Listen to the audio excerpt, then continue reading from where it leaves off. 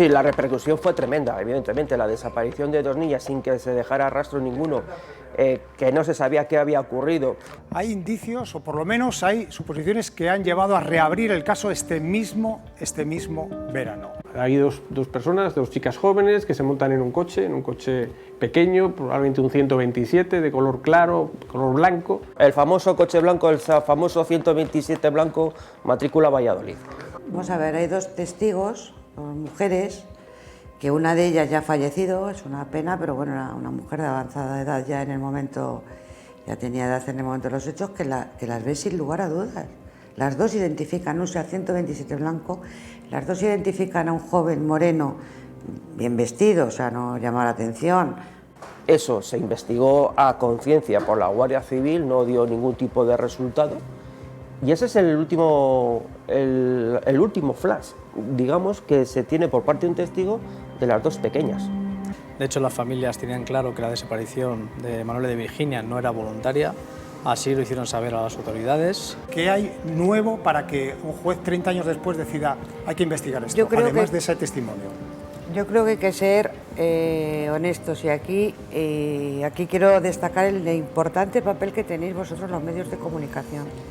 Aquí fue una llamada diciendo que alguien tuvo que ver qué pasó aquel 23 de abril del 92, que alguien tenía que saber algo, y a eso respondió una persona que también quiero, en honor a la verdad, romper una lanza por ella, que es esta persona que gracias a su testimonio realizado ante Policía Nacional ha dado, pues ha logrado que se abra esta línea de investigación independientemente de lo que nosotros dijéramos en nuestro informe.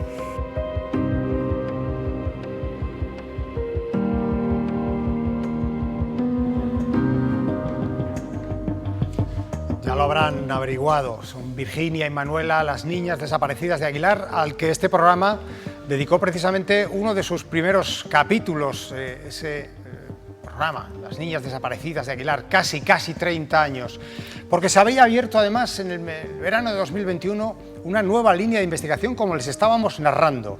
¿Y por qué le vamos a dedicar un segundo programa? Bueno, pues porque hace relativamente poco, hace apenas unas semanas, la jueza decretaba que levantaba el secreto de ese sumario, de esas diligencias, de esas averiguaciones, de esas investigaciones que se estaban realizando, que se han realizado a lo largo de estos últimos meses. Y hemos querido averiguar qué había detrás de esas diligencias, de esas actuaciones que ha practicado la Guardia Civil. Lo vamos a tratar en el programa de hoy. Hemos estado intentando averiguar. Hola, Aitor Curiel, nuestro experto, nuestro doctor especialista en medicina legal y forense.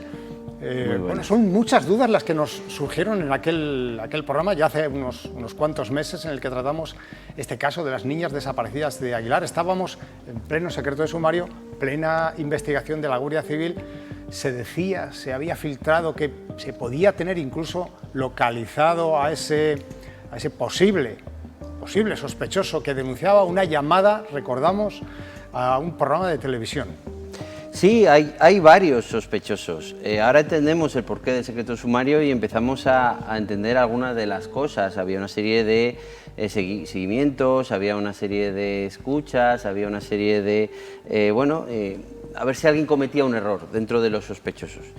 Y se sigue avanzando, se sigue investigando. Bien es cierto que es algo de hace más de 30 años, ¿no? Pero la familia tiene derecho a saber, la familia tiene derecho a poder pasar página, y yo creo que se sigue andando, despacito, pero se sigue andando. Hoy vamos a hablar de todo ello. Desde luego, un caso que además no solamente fue impactante para toda la sociedad española, sino que es que nos cambió literalmente la vida. Sí, claro, quizás se fueron tomando, con este y con otros casos importantes que hubo en la comunidad autónoma, se fueron tomando unas mayores medidas de prevención, de precaución. No era perder libertad, era ganar seguridad, que es diferente. Y yo creo que fue un caso que evidentemente alteró mucho la dinámica de nuestra sociedad, y que estamos más cerca de poder saber qué es lo que ocurrió realmente. Bueno, me gustaría poner antecedentes a alguno de los espectadores, si no tuvo la oportunidad de presenciar aquel programa que dedicamos, aquel gabinete de investigación dedicado a las niñas de Aguilar, que yo les remito. no en este caso, sino siempre a que acudan a la sección a la carta de nuestra página web, filtv.es, donde pueden repasar todos y cada uno de los programas que nosotros hacemos aquí con nuestros expertos. Recordamos, nos tenemos que ir hasta el año 1992, un 23 de abril, Día de la Comunidad. Dos niñas, dos adolescentes, Virginia y Manuela, deciden pasar esa tarde festiva pues en la localidad cercana de Reynosa, en Cantabria. Se marchan allí por la tarde, pasan la tarde, están en una discoteca, deciden regresar a casa sin permiso y sin conocimiento de sus padres, hacen autostop. Qué lejos nos suena aquello del autostop, ¿verdad, Aitor? Claro, yo creo que ahora una chica de 13, 14 años no haría autostop. Porque realmente es un riesgo muy importante, ¿no? Todos sabemos que además recientemente se ha liberado algún delincuente con muchos delitos de índole sexual, con delitos de agresiones sexuales, de violencia, y que tienen derecho a reinsertarse, y en esos procesos de reinserción a veces recaen y están libres en nuestro país, con lo cual el riesgo de montarse en el coche de un desconocido por una niña de 13 o 14 años, yo creo que ya nuestra sociedad ha comprendido que no es un riesgo asumible y que por tanto hay que tener cuidado con ese tipo de actuaciones y tomar unas mínimas precauciones. Mínimas precauciones, claro. Desde luego. Hablaremos en algún programa cercano, tendremos que hablar sin duda de los agresores y de las agresiones sexuales. Yo no sé si esta sociedad que tenemos ha propiciado que se produzcan más o simplemente las conocemos más o se denuncian más, no lo sé, pero... Yo creo que de entrada se denuncian más. Sí que es cierto que lo que es la sexualidad ha vivido un boom, una mayor experimentación, un mayor conocimiento, una mayor digamos, utilización, costumbre, normalización de determinadas conductas, que no digo que sea negativo para nada, pero que eso es verdad, ha ocurrido, ¿no? Quizás se han levantado tabúes, se han normalizado muchas conductas, incluso que a mucha gente no le puedan parecer tan normales, como conductas de plurisexualidad, de multisexualidad. Pero existen y están ahí, desde luego. Existen, están ahí, somos conscientes, podemos estar a favor o en contra, pero están ahí, y eso nos lleva a acercarnos mucho más a situaciones que pueden rozar la delincuencia o el hecho delictivo en momentos, ¿no? Desde luego, seguimos en ese repaso. Hablábamos de agresiones sexuales, pero no está comprobado que en este caso fuera así, porque no tenemos los cadáveres, no han aparecido los cuerpos, no sabemos siquiera si Virginia y Manuela están muertas a día de hoy. No tenemos ninguna información, solamente aquella llamada que abrió un pequeño hilo de esperanza. Claro, por ahora son dos, eso sigue siendo una desaparición, dos desapariciones sospechosas, muy sospechosas, no voluntarias, que yo creo que eso está bastante claro, que son muy sospechosas y que no son voluntarias, pero no tenemos un cuerpo, no sabemos qué ha pasado. Y esto nos ocurre en muchos casos, ya en su día se discutió mucho con el tema de Marta del Castillo, un caso muy conocido a nivel nacional, pero nos ocurre en muchos casos, incluso en algunos recientes, como Esther López en Traspinedo, que sí que hay cuerpo, pero no sabes qué delito es el que hay que situar, ¿no? Entonces nos situamos al final en que es muy importante el cuerpo y es muy importante saber de qué vamos a acusar a alguien, qué delito hay. ¿Qué es lo que ha pasado ahí? Claro, ¿qué ha pasado? Porque primero, ¿hay un homicidio o no hay un homicidio? ¿Hay una violación, una agresión sexual o no hay una agresión sexual? Ya no solo quién lo ha hecho, sino qué ha hecho. Y para eso, en este caso, necesitaríamos, si están vivas, evidentemente, hablar con ellas, altísimamente improbable, y si están muertas, poder examinar los cadáveres, por muy avanzado que esté el estado de putrefacción, aunque solo tuviéramos los huesos. El estudio de los huesos podría darnos mucha información. Pues lo comentabas la semana pasada en ese estudio de la autopsia, precisamente, ¿no? Claro, la autopsia en el cadáver reciente, genial, fenomenal, mucho más datos, pero si no, nos vamos a la autopsia en el cadáver antiguo y vamos a ver qué datos da. Pero es que en este caso ni siquiera podemos asegurar que estén muertas. Entonces, esto complica mucho más, si cabe, a todos los niveles, por supuesto a nivel médico-legal, por supuesto a nivel criminalístico, pero incluso a nivel jurídico o legal, la tipificación también nos la dificulta enormemente. Surge esa llamada a un programa de televisión de una espectadora que cuenta una historia. Cuenta la historia que a mí me ha pasado algo parecido. Me pasó algo similar, precisamente con un coche similar, con un 127. Alguien nos sube haciendo autostop para volver a nuestras casas. De repente se desvía en un camino, algo no nos llama la atención. Conseguimos escapar y 30 años después lo denuncia. Bueno, hay una serie de explicaciones que da. No lo sabían sus padres. También olvidó aquel episodio y ahora, rememorando este caso, recordó y lo denunció. Supongo que tenga suficientemente fuerza para que una juez, en este caso, un juzgado, decida reabrir una causa, ¿eh? Retomar una causa, está claro. Y fíjate que hay dos cosas fundamentales que hablamos muchas veces aquí. Uno, el papel de los medios de comunicación. que no siempre es negativo, ha sido muy criminalizado. Amarillismo, críticas, critican a los investigadores. Yo creo que nosotros tratamos de ser un ejemplo como programa del mayor respeto a todos los profesionales que hacen lo mejor que pueden y saben su trabajo, que es muy bien. Pero es cierto que los malos también aprenden de nosotros, o sea, tiene sus pros y sus contras, pero hace una labor fundamental de información, de formación, de concienciación y de llamada a la colaboración ciudadana. Segundo punto fundamental, una gran parte, un gran número de casos se resuelven porque alguien colabora, alguien que no gana nada colaborando. A veces, y ha habido casos, Tony King, otros casos, en los que a veces una persona próxima al agresor es el que nos da la voz de alarma, el que nos da un primer hilo del que tirar, el que nos enseña el borde del hilito y nos dice aquí hay un hilo, agárralo. Es fundamental la colaboración ciudadana. Sin duda Por tanto, alguna. colaboración de los medios de comunicación y colaboración ciudadana. Y ambos en su conjunto pueden ayudar mucho y pueden ser muy útiles a resolver casos presentes, a prevención de que no haya casos en el futuro, incluso a que aparezcan vocaciones. Hay grandes investigadores viéndonos ahora que todavía no saben que van a ser grandes investigadores en el futuro y que igual viéndonos hoy dicen, pues a mí me gusta esto de la criminología, a mí me gusta esto de la medicina legal y A mí forense. me estáis picando, ya lo digo, ya lo digo. Y el día de Así que- mañana son grandes investigadores que resolverán casos del futuro o evitarán que se produzcan casos en el futuro. Qué mejor labor que todo eso, ¿no? Desde luego que sí.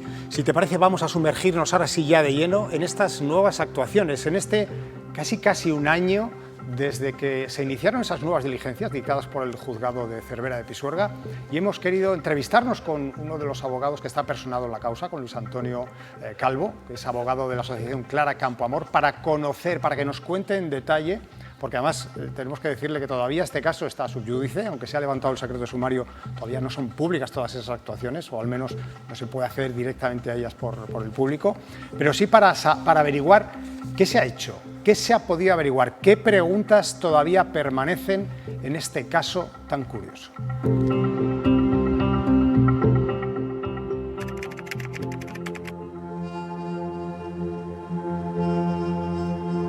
Sí, la verdad es que se ha vuelto, a raíz de la reapertura de la investigación, pues de una parte se ha seguido una nueva línea de investigación a raíz de una llamada telefónica de una persona, y además de esa nueva línea de investigación se ha vuelto a repetir parte de la instrucción que se hizo en su día respecto de los sospechosos que se podía pensar que podían haber tenido alguna intervención en la desaparición de las niñas. O sea, a fin de cuentas, resumiendo, es lo que se ha venido a hacer.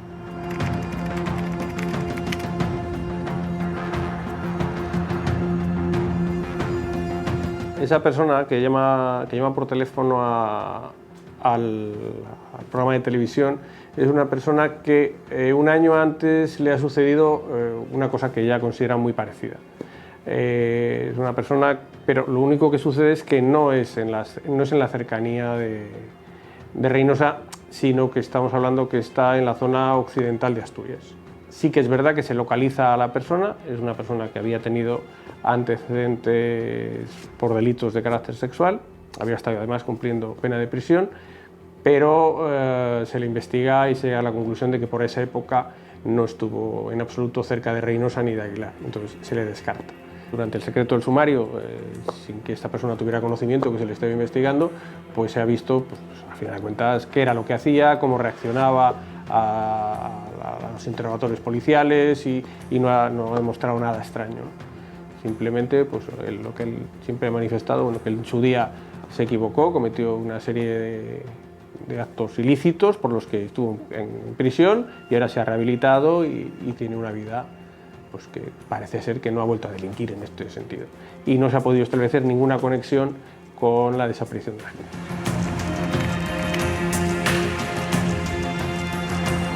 La Guardia Civil empieza a hacer un cribado de cuántos pueden ser los coches 127 que estuvieran por la zona, que comienzan haciendo pues, todos los que están matriculados pues, en la cercanía de Reynosa, la cercanía de Aguilar, y van ampliando un poquito ese número de vehículos que podían estar por la zona hasta llegar a 7.400, que comprenden los de las provincias limítrofes. Yo entiendo que esa investigación respecto a esos vehículos se ha realizado desde el punto de vista administrativo. Estamos hablando de hace 30 años, entonces no creo, seguro, que no han ido a examinar cada uno de los vehículos que todavía sobrevivan o que estén en circulación, de esos que me imagino que no serán muchos. Pero sí que se ha estado pues investigando a los titulares, a ver qué titulares podía haber, por si coincidía con alguno de los que son los que se estaba investigando.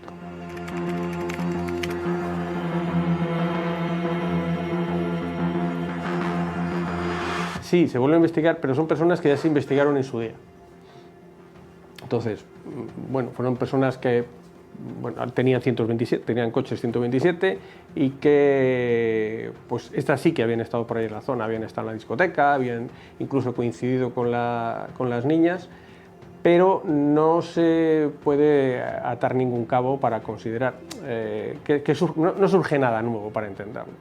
Todo lo que se investigó en su día, no aparece nada nuevo en las declaraciones que se les vuelve a tomar, pues se hacen también toda una serie de pesquisas, se vuelve a ver si estos investigados se vuelven a poner o se ponen nerviosos y en principio nada aparece al respecto.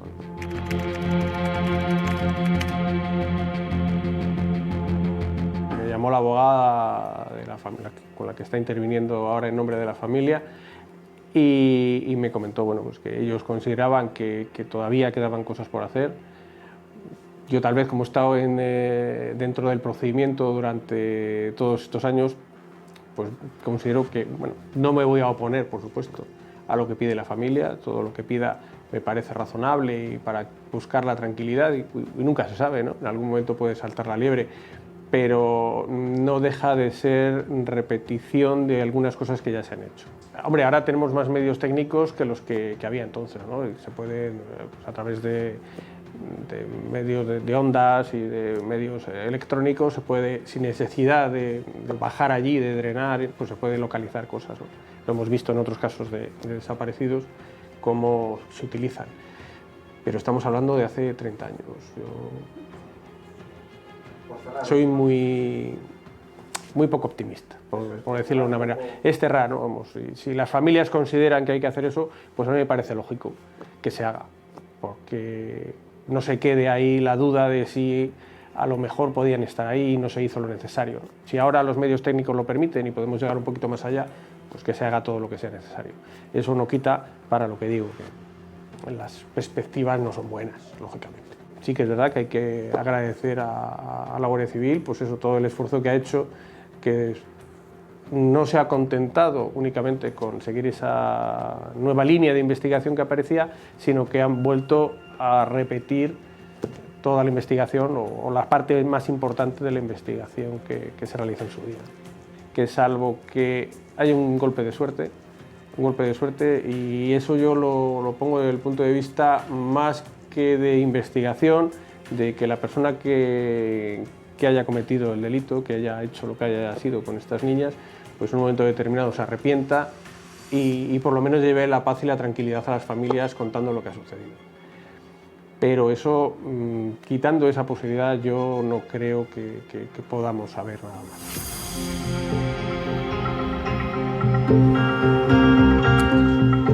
Es indudable una cierta decepción, Aitor, después de todo el proceso de investigación, y tengo que decir, permíteme antes de que empecemos un poco a desgranar la información, que hay que felicitar y hay que agradecer el esfuerzo que ha tenido que hacer la Guardia Civil, porque sí, desde luego a la luz de toda esta información, de todos estos datos, ha tenido que ser un trabajo intenso y desde luego duro. Claro, y realmente es envidiable la paciencia y profesionalidad. Profesionalidad por avanzar la nueva línea de investigación y volver a hacer todo lo que ya se hizo. Es como que a ti te dijeran mañana que tienes que volver a hacer un programa que ya has hecho. 30 años después, con todas las dificultades que tienes, ¿no? Claro, y volver a repetir los mismos interrogatorios, las mismas investigaciones, las mismas pesquisas, las mismas actuaciones. Hay que tener mucha paciencia y mucha profesionalidad, y yo creo que es una de las maneras de humanizar la justicia. Hablamos muchas veces de humanizar otras profesiones, la medicina, humanizar, pero la justicia hay que humanizarla porque hay unas víctimas directas y unas víctimas indirectas. Hay una familia que perdió a una hija muy joven y que no sabe si está viva, si está muerta, cómo murió, dónde está su cadáver. Y esto es duro, y yo creo que hay que ser conscientes de que, por supuesto, que hay que repartir justicia y que hay que investigar, pero no hay que dejar de lado a esas víctimas indirectas y colaterales que están ahí. Entonces, a veces hay que hacer cosas por y para la familia, no solo por y para detener al culpable y ponerlo a disposición judicial. Te voy a ir relatando algunos aspectos que yo he anotado de estos datos que tenemos de las últimas investigaciones. El primero y fundamental, hay 4 sospechosos, pero vamos a empezar por ese nuevo, el que surge a raíz de la llamada, que se consigue localizar y que le tienen muy vigilado, se le interviene el teléfono, se le pone un seguimiento en su vehículo actual, se le toma declaración.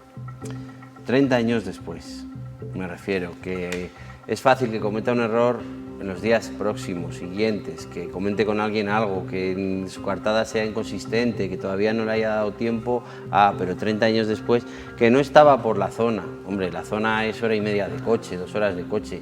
Nadie no se puede escapar 2 horas de coche para llegar a otro sitio. Es que son 30 años después. Y alguien con antecedentes por agresiones sexuales, ¿no? Claro, es el perfil que cualquiera buscaría. Perfil, y con un 127. Claro, o coche similar, un 127, antecedentes sexuales con un intento relatado por una supuesta víctima similar.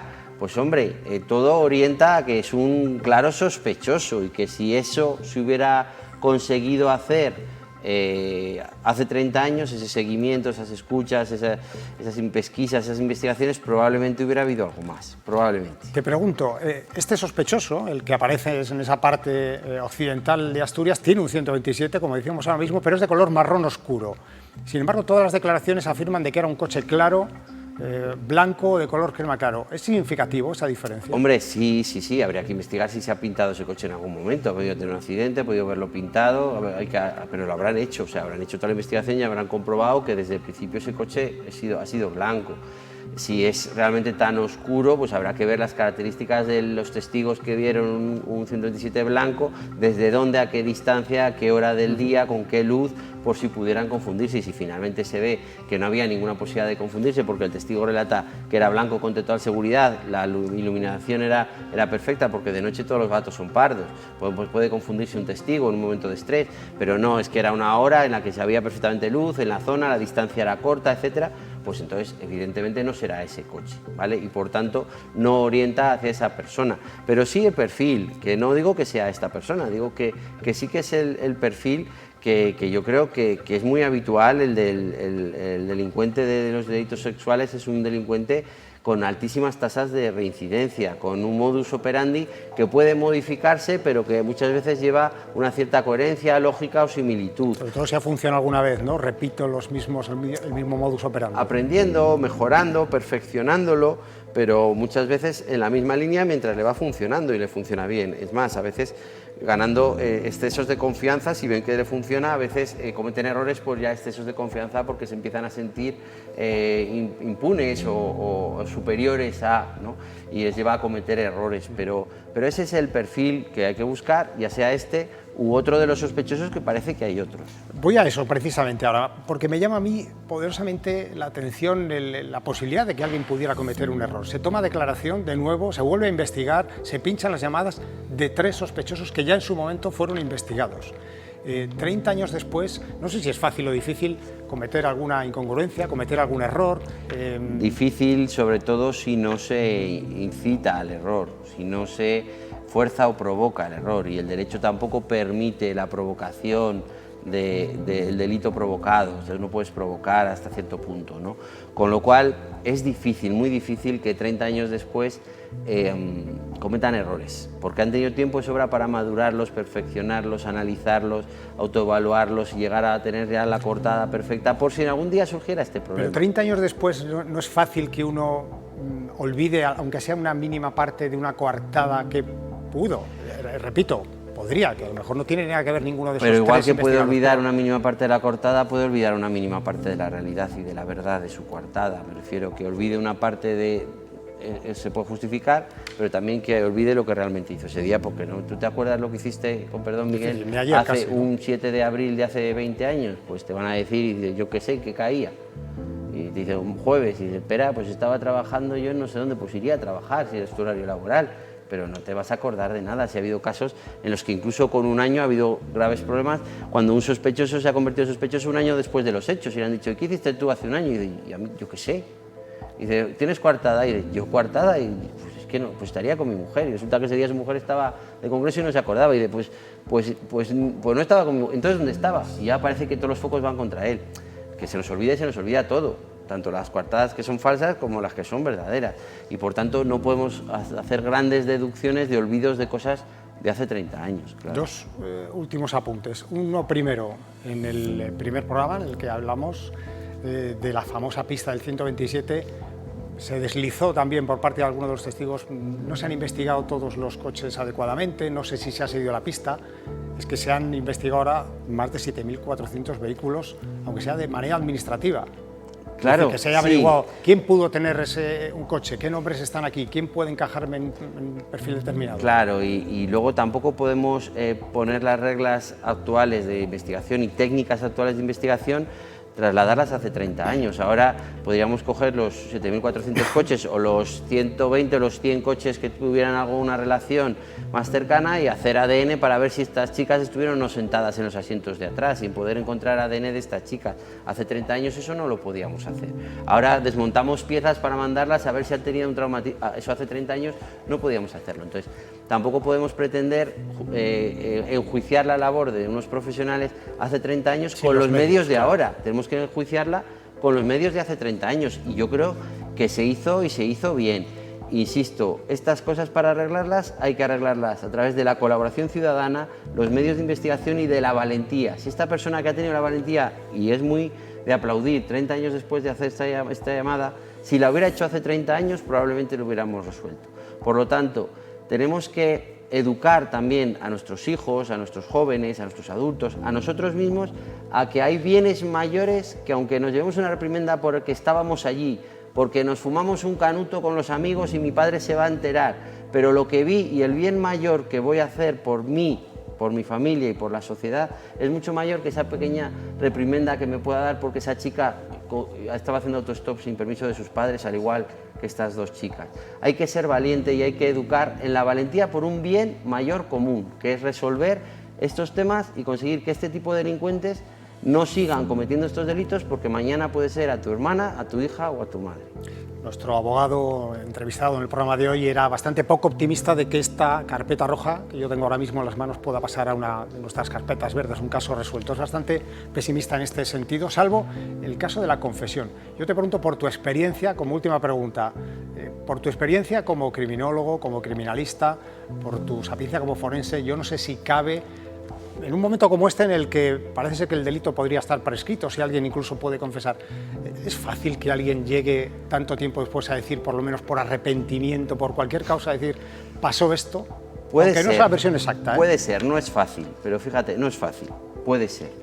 Habla de golpe de suerte, podría ser un golpe de suerte, pero más que por arrepentimiento, si es este tipo de delincuente, de delitos sexuales, incluso que ha cometido más de uno y varios, como es probable, porque es improbable que solo una vez haya intentado con dos chicas, lo haya hecho, se haya matado, haya ocultado los cuerpos y no haya hecho ni antes ni después nada, es raro. Este tipo de delincuente es difícil que lo haga por arrepentimiento, es más fácil que lo haga porque presumir. Por trofeo, por presumir, por fíjate lo listo que he sido, que conseguí ocultárselo, porque yo soy la muestra de que existe el crimen perfecto, porque yo soy más listo que los investigadores y que toda la ciencia, porque yo es más fácil ir por ahí. Y para que dé ese paso, si es que lo va a dar, es fundamental que alguien le convenza de que esto ha prescrito. Mientras tenga la más mínima duda de que pudiera no haber una prescripción, no va a hacer eso. A estas alturas no, podría haberlo hecho antes, porque a veces se dejan pillar y ha habido muchos casos, pues ya esa prepotencia, ese sentirse intocable, invencible, les lleva a presumir en un modo determinado. Pero ya 30 años después, no habiéndolo hecho, es difícil. Tiene que convencerle a alguien. Y para eso, en este caso, hemos dicho ya medios de comunicación, familia, pero también profesionales. Y también hay que romper una lanza no solo por la Guardia Civil, sino por profesionales privados, que estamos formando todos los días en nuestras facultades de España, especialistas en medicina legal y forense, criminólogos, licenciatura en criminología en todas las facultades o en la mayor parte de las facultades de nuestro país. Hay excelentes profesionales y quizás en España todavía hay poca cultura del experto freelance, del experto en una materia que colabora con los cuerpos y fuerzas para un caso determinado, pero yo creo que en otros países sí que lo hay mucho más y que deberíamos no ser tan cerrados a veces y permitir que equipos de trabajo y profesionales de reconocido prestigio privados colaboraran en investigaciones que yo creo que podrían aportar bueno, otro toque, otra visión, otra forma de actuar, que a veces ayudaría a la resolución de estos casos. Una figura que sí que es muy habitual, por ejemplo, en el cine. Sí. Y lo dejo caer porque nuestro siguiente contenido va a ir por ahí. ¿Eres aficionado? Yo no sé si en casa del herrero cuchillo de palo, como dice el refrán. ¿Eres aficionado a las películas de policíacas, de investigación, de crímenes? Sí, no sin grandes disgustos cuando ves errores, erratas, formas de trabajar que no son para nada acertadas, te llevas tus disgustos, pero sí, no podemos mirar a otro lado, claro que las vemos. Desde luego sí. Aitor, te agradezco mucho que hayas estado con nosotros explicándonos estas nuevas informaciones, estos nuevos datos que han aparecido a la luz de estas investigaciones en el caso de las niñas desaparecidas de Aguilar. Gracias a vosotros. Te invito a que permanezcas con nosotros para la segunda parte del programa porque vamos a hablar precisamente de eso. Hilando con este tema, yo sé que es cambiar radicalmente de espacio, de tempo e incluso de estilo de programa, pero nos parecía también interesante y oportuno ofrecerles a ustedes una visión, ya que van a ver películas, que es muy habitual de que nos sentemos cualquier tarde de fin de semana a darnos un maratón de pelis o de series, pues que desde el punto de vista de un investigador nos diga cuáles son las películas, cómo se ha llevado la investigación al cine de manera más correcta. Bueno, pues eso lo vamos a contar, pero va a ser a la vuelta de unos brevísimos consejos para publicidad. Estamos aquí de regreso.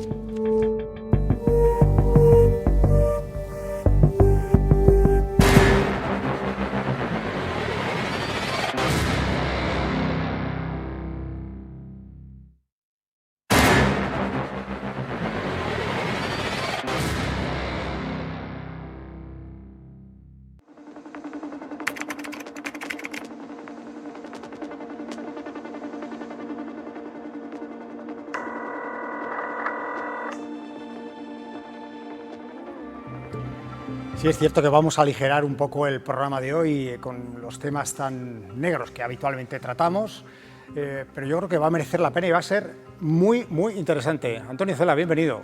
Buenas noches, muchas gracias igualmente. Nuestro policía, miembro de la Sociedad Española de Criminología, profesor del máster también en la universidad, y que hoy nos vienes a hablar, nos hablas de cosas curiosísimas siempre. Nos enseñas muchas historias, pero hoy te habíamos pedido decir... Nos pegamos unos atracones últimamente de series, de cine, de películas. Caramba, el cine policíaco, los thrillers, la investigación, que a todos nos atrapa y nos gusta, tendrá sus calidades, sus baremos. Y le pedimos, Antonio, que además eres muy aficionado a la música y al cine, a que nos dijeras, ¿nos puedes hacer una pequeña lista, una pequeña recomendación de qué películas tratan la investigación bien, objetivamente, más o menos, o lo más próximo a lo que sería la realidad? Esos son los deberes que te habíamos puesto para hoy. Hombre, buenas noches nuevamente, Miguel, y encantado de poder un poco hablar de mi pasión, que es la criminología, y también otra de mis grandes aficiones, que es el cine y todo lo que está detrás de la producción de ficción, en este caso orientada a lo criminológico, a lo más extremo. Son deberes complicados, he intentado ser lo más aplicado posible y he hecho una selección un poco tendiendo a cuestiones criminológicas, pero también a mis preferencias personales. Se aproxima mucho, o mejor dicho, voy a reformular la pregunta, ¿se aleja tanto el cine de la realidad de lo que es una investigación como nos puede parecer? Bueno, el cine de hecho se inspira en muchas ocasiones en la realidad. Algunas de las películas que traemos esta noche al programa están inspiradas en hechos reales. Algunas de ellas incluso han sido asesoradas por protagonistas reales, por policías, por jueces, por abogados. Y yo creo que sí que las que tienen una calidad, una apuesta mayor por el rigor, sí que hay una cierta similitud o bastante similitud entre la realidad y la ficción. Venga, pues yo voy a empezar. Tomen nota en sus casas para estos próximos días, estas próximas vacaciones, el fin de semana, lo que ustedes quieran, del listado de películas que son absolutamente maravillosas y es posible que alguna no las hayan visto. Nos vamos a ir hasta el año 2009, es la primera que nos propones, Enemigos Públicos, una película dirigida por Michael Mann, repito, año 2009. Soy John Dillinger, robo bancos. ¡Vamos a Chicago a ganar dinero! Cada vez que leo algo sobre sus atracos y que a los clientes les devuelve su dinero, me parto de risa. Bueno, aquí me he aprovechado un poco de la actualidad. Tenemos a un protagonista que está siendo objeto, curiosamente, de un juicio muy mediático. Johnny Depp. Tremendamente controvertido, que es Johnny Depp. Pero la película de uno de mis actores de uno de mis actores favoritos y uno de mis directores de cabecera sobre películas de de ficción de temática criminológica o policíaca, como es Michael Mann. Recordamos también la película Hit, protagonizada por Robert De Niro y por Al Pacino. Fue también director, que recordar, de Corrupción en Miami, y es un hombre que tiene una obsesión por el trasladar al cine la vida real.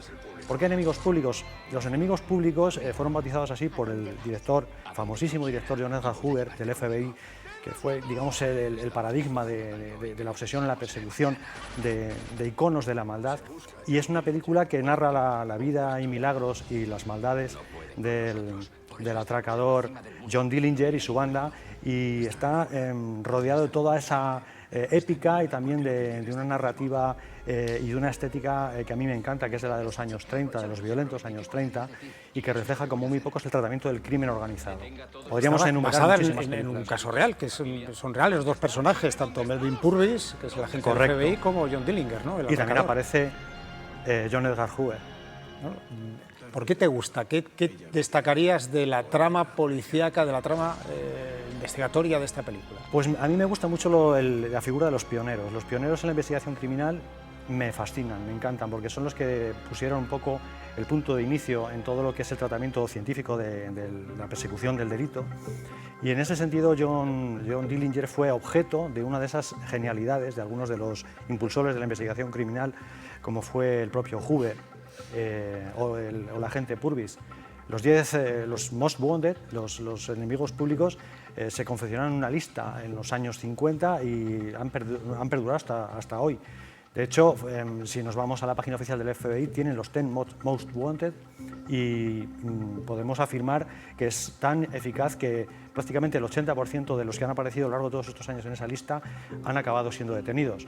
¿Tenemos una lista así aquí en España, algo parecido? ¿Los 10 más buscados? Sí, se entra en la página oficial de la Dirección General de la Policía y efectivamente existen fugitivos, terroristas, asesinos en serie, delincuentes comunes, que son especialmente buscados por su carácter más peligroso y más potencialmente dañino para la sociedad. Te invito a que un día vengas con tu sección con la lista de los 10 más buscados en España. ¿Sí? Perfecto, te tomo la palabra. Venga, Enemigos Públicos, primera película que nos recomiendas. Voy a darle un salto, porque además da un salto brutal de estilo, de tiempo, de temporada, de época, al siguiente título que nos propones, que es Ciudad de Dios.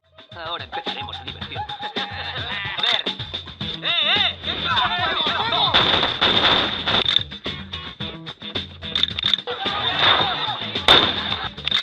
Irás sin dinero y las armas se van a quedar aquí. Bueno, pues La Ciudad de Dios es una película que me sorprendió cuando me la recomendaron. Es una película de Fernando Meirelles, está ambientada en las favelas de Río de Janeiro, en el Brasil más contemporáneo, en el que se ven los rostros de personas que son personajes reales. Violencia Muchos de los- salvaje en esta película. Correcto. Y no lo digo por la cantidad de sangre ni por el morbo que provoca, sino por la profundidad de las escenas de asesinatos, de muerte, la frialdad con la que tratan, ¿no? Claro, porque además es un reflejo de la vida real en Brasil.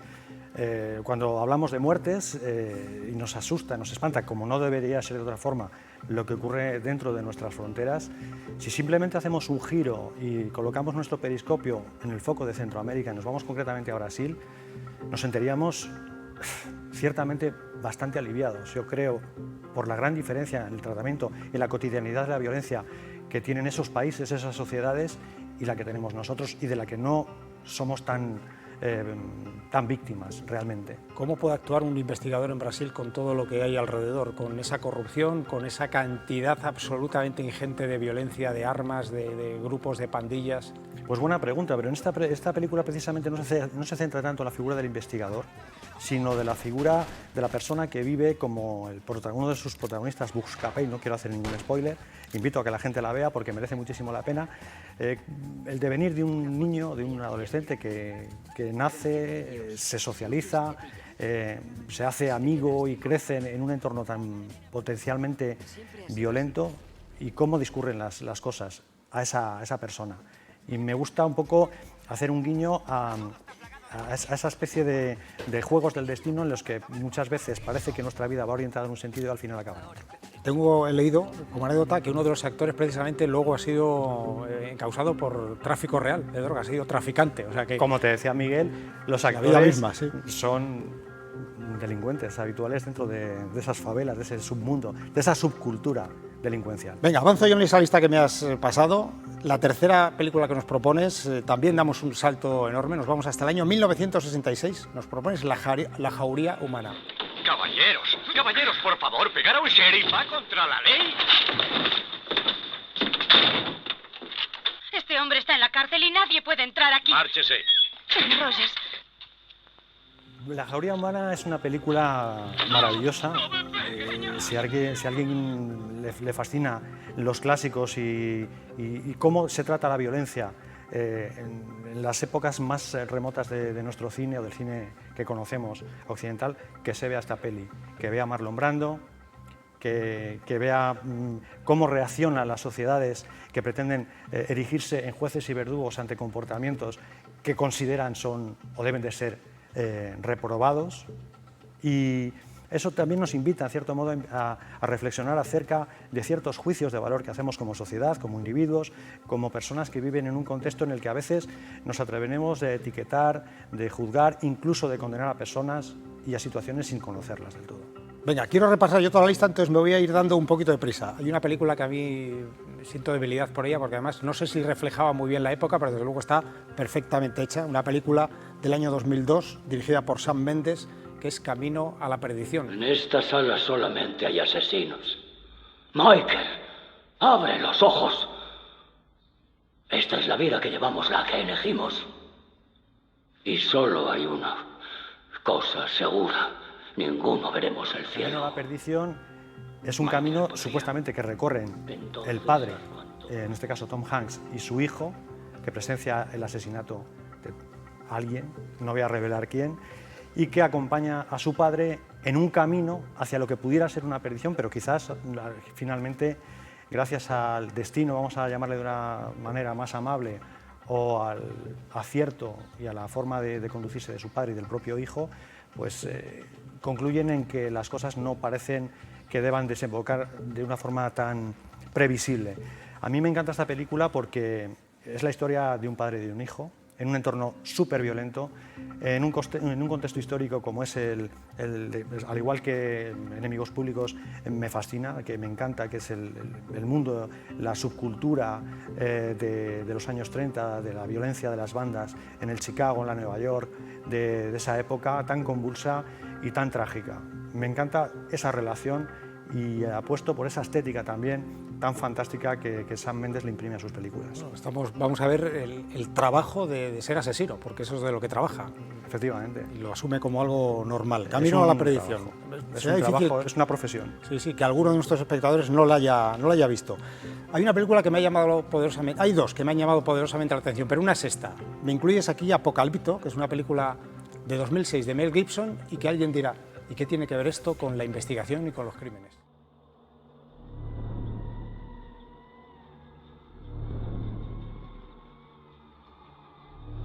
Tiene que ver con la criminología, tiene que ver con el derecho punitivo, tiene que ver con la cultura, la relación que hay entre los mitos, los tabúes y todas las cuestiones que a nosotros como personas del siglo XXI nos espantan. Es decir, observamos muchas veces los hechos de una forma absolutamente anacrónica y por lo tanto injusta.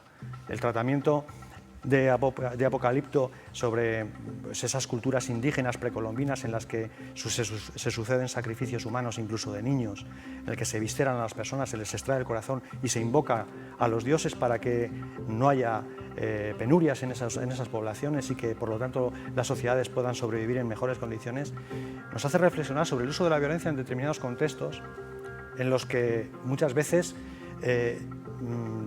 jugamos un papel excesivamente duro, excesivamente, no sé cómo decirlo, Miguel. Muy intransigente, quizá con ellos, ¿no? Porque ellos no verán la violencia, lo que practicaban como violencia como tal. Verán sacrificios en beneficio de su comunidad, entendiendo que todo aquello era observado y ejecutado por personas del siglo XV, del siglo XVI, sin otras referencias más que el sol, las lluvias, la precariedad en las cosechas o las hambrunas. Las creencias que ellos tenían, que son tan... Efectivamente. Son diferentes, pero respetables como las que podemos tener nosotros hoy en día. Bueno, al menos nos invita a esa reflexión.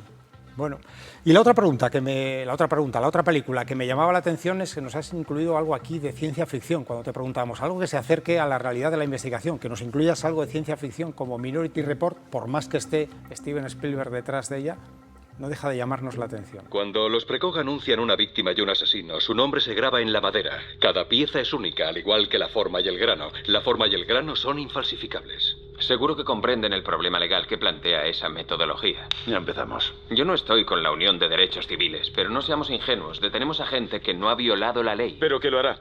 La Pues comisión fíjate, del hay crimen dos sí es grandes muy retos en la metafísica. criminología. Los Precog ven el futuro y Uno de ellos yo creo que está bastante resuelto, que es el tema de la victimología, es decir, cómo podemos tratar a las víctimas para retribuirlas, repararlas y acercarnos a ese sufrimiento, a ese padecimiento de la forma más eficaz posible. Y el segundo gran reto de la criminología, que es algo que todavía está por explorar, es el de la prevención. Y Minority Report aporta desde la perspectiva y desde el imaginario de alguien con una mente absolutamente providencial como es la de Steven Spielberg, ¿qué podríamos hacer para que una sociedad fuera mejor si fuéramos capaces de anticiparnos al crimen antes de que se produjera? Ese es un reto que lo puede ser para los penalistas, lo puede ser para los criminólogos, para los psiquiatras. ¿Qué podemos hacer para que alguien que pueda hacer algo adelantarnos a ese momento? Es muy larga esa película, quiero decir, larga en el sentido de que plantea muchos interrogantes, muchas cuestiones sobre qué hacer con eso, hasta y dónde... ante todo, dilemas éticos, claro. Dilemas tremendamente éticos y de una profundidad que no es fácil acotar con la mentalidad de alguien del 2022. Última pregunta, te pregunto, ¿Seven es posiblemente la mejor película de crímenes, de investigadores, de asesinos que se ha rodado? Gluttony, You're going to come take a look at this. greed, No one touches anything. sloth, wrath, pride, lust, and envy. 7. You can expect 5 more. Buena pregunta. No tengo esa respuesta, lo siento, Miguel, pero desde luego es una de mis mejores películas. Es una película absolutamente desasosegante, desde el minuto 1. La lluvia, la luz, el color de la película, el antagonismo tan brutal de los protagonistas, Brad Pitt, que es absolutamente magistral su interpretación, enfrentado a alguien como su oponente, Kevin Spacey. como Kevin Spacey. Es una película en la que se desarrolla la trama a través de la actividad de un asesino en serie que elige 7 pecados capitales para justificar sus acciones en términos de castigo hacia la víctima. Ahí el autor es víctima, verdugo, juez, fiscal, nunca jamás abogado defensor, y también es investigador. ¿Por qué? Porque algunos de los asesinatos requieren un profundo conocimiento de las técnicas de investigación criminal, de las técnicas de investigación forense, de la patología, de la dactiloscopia, incluso de la perfilación criminal, de la psicología orientada al comportamiento delictivo y que en muchas ocasiones puede ser una gran herramienta para desentrañar las motivaciones por las cuales una persona comete ese tipo de asesinatos tan atroces y tan aparentemente inexplicables. Cuento un par de notas porque además soy fan de la película. Una es que a pesar de que es violentísimo los crímenes que se cometen, al asesino no se le ve cometer ninguno delante de la cámara. Nunca comete un crimen delante de la cámara. Siempre vemos los efectos. Pero Bueno, no el eso crimen. tienes que ver la película desde diferentes puntos de vista y quizás a lo mejor lo encuentres por algún lado. Pero realmente yo creo que tiene todas estas lecturas desde el punto de vista criminológico, y ante todo el mundo de las motivaciones, que al final las causas por las cuales la gente comete delitos tan tremendos como los que aparecen en esta película, en algunas ocasiones no es que entendamos, no podemos justificar, pero al menos si sabemos las razones por las cuales alguien llega a ese punto, podremos estar en mejores condiciones de prevenirlo y de resolverlo en muchos casos. 7. Buscan el 7 dentro de la película porque aparece, es una constante permanente a lo largo de toda la película. Ahí se lo dejo. Antonio, es un placer que nos visites siempre. El placer es mío, siempre. Te veremos por aquí prontito y yo ya Cuando tengo quieras. lista para ver estos próximos fines de semana. Encantado de que compartas ese gusto cinematográfico. Te lo vas a pasar muy bien y vas a aprender cositas. Desde luego que sí. No tenemos tiempo para más, pero eso sí, les aseguramos, les prometemos que la semana que viene estamos aquí de nuevo con un gabinete de investigación tan interesante por lo menos como el que hemos ofrecido hoy. Nos vemos la semana que viene.